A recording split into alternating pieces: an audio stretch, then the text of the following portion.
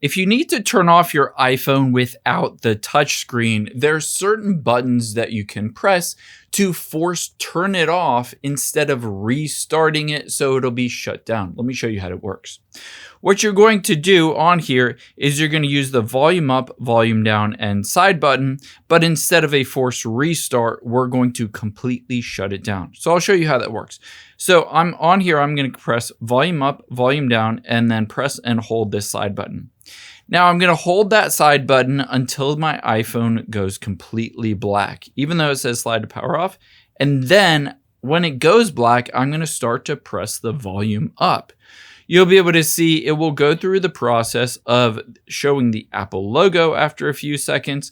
But once it shows the Apple logo, instead of going through the normal reboot, it will then disappear with the Apple logo, and you have successfully shut down your iPhone without using that touchscreen.